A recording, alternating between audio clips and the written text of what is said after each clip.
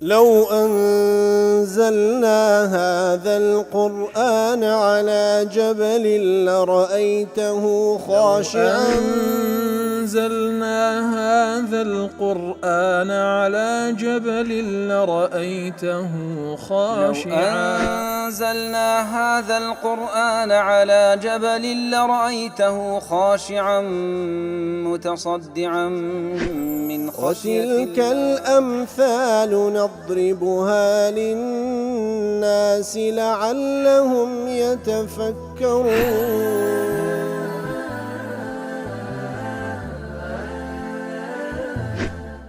الحمد لله والصلاة والسلام على رسول الله وعلى آله وصحبه ومن والاه.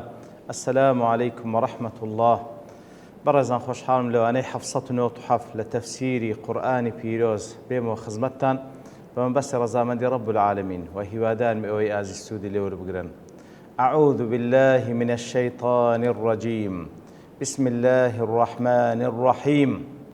وقال موسى يا فرعون إني رسول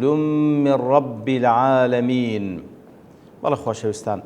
ديارة وكلواني رابردوش جيشتينا أو آتانك وخواي قول سبحانه وتعالى باس لقصي سيدنا موسى ذكا عليه الصلاة والسلام لقال فرعون قومكي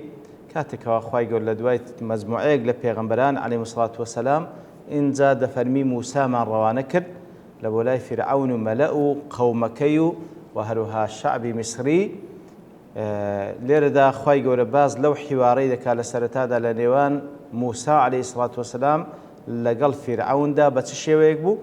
تفرمي موسى فرمو يا فرعون إني رسول من رب العالمين. بالتأكيد أمن نيردراوم لاي پروردگاري جهانيان. وكل تفسير سعدي وقال موسى حين جاء إلى فرعون يدعوه إلى الإيمان كاتك واديتا لبو لاي فرعون بانجيب كالو إيمان هنام بخواي قولا بيد فرمي يا فرعون يا فرعون. جاء كل معارج تفكر دله خاطب موسى عليه السلام فرعون بلقبه التكريمي الملكي. أتى موسى عليه الصلاة والسلام قصدك لقل فرعون بانجي لك بفرعون أول لقبك لقب شيبا ولم باتشاتي ورزلنان يا فرعون لبري أكلوا أن راد باس ماكر كواتا فرعون ناوني بلكو واتا بمعنى باتشاي مصر دي واتا بلقبي باتشايتي وبرزلنان وقصي لقل دكا وناداه بنداء البعيد يا فرعون يا لبو نداء بعيدة لبو كسك ولا دور ببانجي دكا لبرتي بيا بانجي دكا تكريما له أيضا كواتا نداء بعيدش لكاتك دكا ولا نزيك وقصي لقل دكا لبو رزلنانا فكأنه قال له يا ملك أو يا سلطان أو يا عظيم كواتا ما معناه قسكي أو هاي ليدي كواتا بو باري ريزو قسلق الفرعون دكا بيدل إني رسول من رب العالمين. إني رسول من رب العالمين وكو لتفسير السعدي دلي أي إني رسول من مرسل عظيم. أم نيردراهم للاي ذاتك وزور عظيمة كپروردگاري زهانيانا الشامل للعالم العلوي والسفلي پروردگاري همو زهانيانا جهاني سرو آسمان كانوا جهاني سروي زوي خير پروردگاري هموانا مربي جميع خلقه بأنواع التدابير الإلهية أو پروردگاري كوا همو خلق كاني خوي هم مخلوقاتي خوي پرورده کردی و برایان دبا بأنواع برای بردنی إلهي التي من جملتها لضمن برای بردني خواهی قولوا ببندکانی تسيا أنه لا يتركهم سدى وازيان لناهيني بويكوا لدواء خلق كردن لبو عقل خواهان بزيبيلنا بل يرسل إليهم الرسل مبشرين ومنذرين خواهي قولا پیغمبران لبو مخلوقات خوي دنيريتن مجددر وترسينرن وهو الذي لا يقدر أحد أن يتجرأ عليه ويدعي أنه أرسله ولم يرسله. أو پیغمبرانش كوا مسألة مقام پیغمبراتي كسك زور أدناك تن ادعاء بك كم پیغمبري خواما كخواي قول من ناردية مقر خوا نارد سبحانه وتعالى مقر لا تسان كساني شي حاشاش پیغمبران كساني شي دروزن وكذاب هبوين فتريك بلان خواي قول قدري وابو اوي كوا ادعاء پیغمبراتي بكاو پیغمبريج نبي خواي قول انتقام لك تو فترة كم بو بهلاك تسوا بلان پیغمبراني خوا عليه الصلاة والسلام معجزاتيان بيدا بخشي تأييديان دكا وبو بري عزته بو بري كرامته خواي قرديان جينيو وفاتيان بيدكا انزال آتي دواتر هل درجة قسكان موسى عليه الصلاة والسلام لقل فرعون طلع حقيق على أن لا أقول على الله إلا الحق كواته هر أول لمن دوشيته وياخذ هر أول بيويست لسر من كوا هيش تيق لسر الله سبحانه وتعالى نلم إلا حق نبي قد جئتكم ببينة من ربكم بتحقيق بينة وبلغو معجزات بيلان پروردگاروا فأرسل معي بني إسرائيل دي بني إسرائيل لقل بنيرة كوالا تفسير كيرون دبيتو لا تفسير قاسمي دلي حقيق على أن لا أقول على الله إلا الحق أي جدير بذلك وحري به لما علمت من حالي كواتا كاتك وخواي قول أمني خواي پروردگار أمني روانه كريبا پیغمبر يتر هر أو بيويز دكا لسر من كهيش تيق لسر خواني لم تنها حق نبي وكول تفسير سعد دلي فإذا كان هذا شأنه يتركاتك من الآن ذاتك نادرهم كبروردقاري جهانيانا وأنا قد اختارني واصطفاني لرسالتي وأمنش هل بجاردية لو كوابامي بقينم فحقيق على أن لا أكذب عليه يتر أو بيستر سرشاني من بهيش الشيوية يقدروا لسرخوانكم ولا أقول عليه إلا الحق هيش تقدر سرخوانا لم تنهى حق نبي فإن لو قلت غير ذلك لعاجلني بالعقوبة أجر غير حق بلم لسرخوا سبحانه وتعالى خواي قورا زو عقوبة مددا وأخذني أخذ عزيز مقتدر يترخواي قورا زو عقوبة مددا بتوانا ودا صلاة يقدم باتوكوا توانا ودا صلاة ذات شزور بتوانايا فهذا موجب لأن ينقادوا له ويتبعوه إتر أو ذاتا كبوشي وبيغمبر روان كرديا بيويستا أو خلقش كالبويان روان كرايا بيويستا كأوان بالكذب واتباع بكن بلد حقيق على أن لا أقول على الله إلا الحق على الله وكل تفسير قاسم دي والباء وعلى يتعاقبان يزور زارا باء وعلى زيك دقنو لجملة يقال رميت بالقوس وعلى القوس وجاء على حال حسنة وبحال حسنة كوات دله هردو لزيجاي يكتري بكار دهندرين كوات حقيق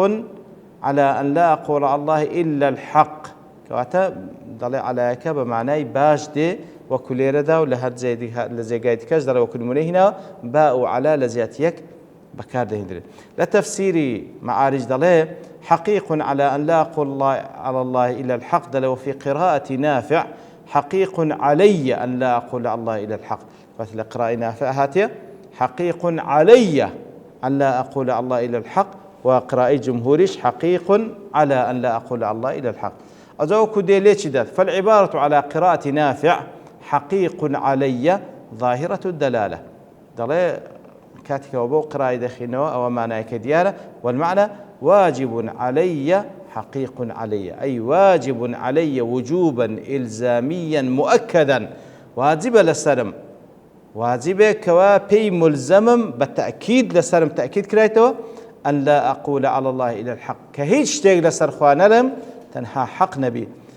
فأنا لا أستطيع أن أكذب على ربي ناتوان بدرو لسر خواب كم لكاتك دا وأنا رسوله المؤيد بالآيات الباهرات من لكاتك دا أمن پیغمبری اوم نردراوی اوم بو آتو بلغانی کوا پی بخشیمه كيف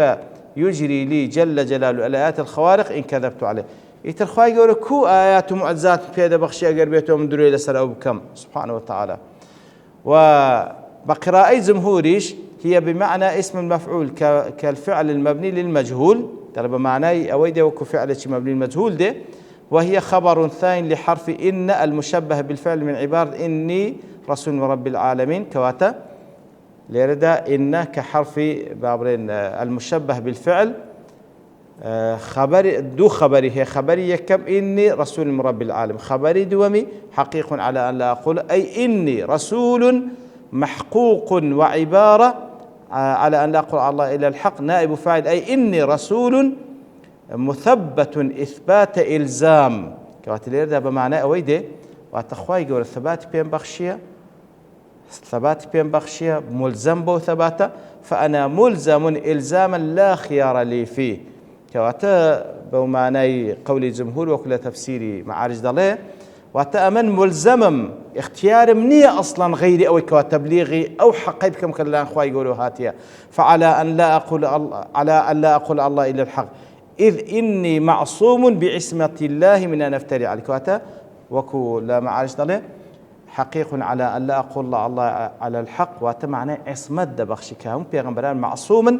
معصوم لو كوا والعياذ بالله كفر بكن معصوم لو كوا خيانة لقال أو بيام رسالة بكن ترخوا يقول عصمت بي بخشينة إلا هذا بحق بلين بوشي وإخوة يقول أواني روانا كردية أو بمعنى قراءة جمهور وكل معارج ذلك بمعنى قراءة إمام نافعيش وتأمم ملزم واجب لسر شانم كوا تنها حق بلين لسر خوا يقول سبحانه وتعالى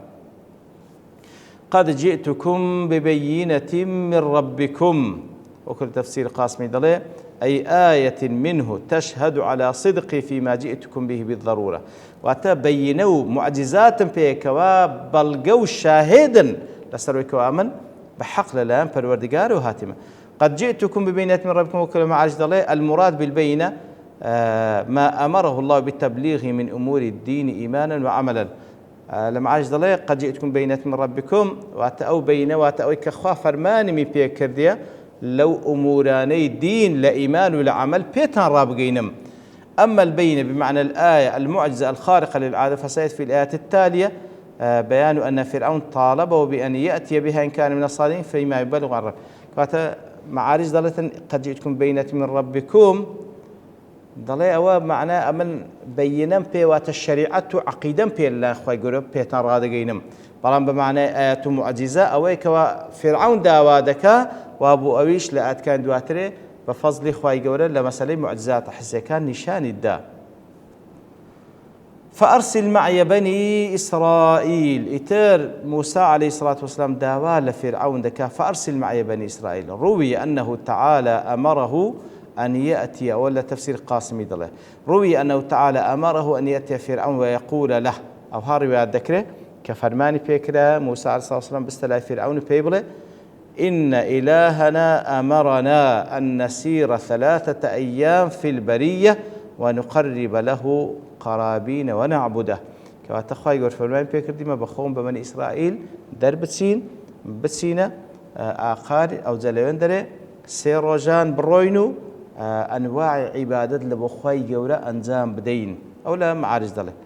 لا عفوا لقاسمي لا معارج دله فأرسل معي بني إسرائيل أي فاستجب لدعوتي دي والله دعوة بانقوازة كم بدو واسمح لبني إسرائيل أن يخرجوا معي إلى أرض فلسطين دي ليه بقريك وبني إسرائيل لقال من دربتي بقرينوا خاتش فلسطين التي جاءوا منها في عهد يوسف عليه الصلاة والسلام كاتك وعلى عهد يوسف أوانا هاتينا مصر نستجزونا دي ليه بقربا بني إسرائيل بجيرمو زوي فلسطين وخاتش فلسطين زوكو دلت موسى عليه الصلاة والسلام لأن دو مطلبي كم دعوة المصريين ومن حولهم إلى دين الحق بانقواز كان لقل مصرية كان لابو دين حق سبحانه وتعالى مطلبي دوم الخروج بني إسرائيل من مصر إلى فلسطين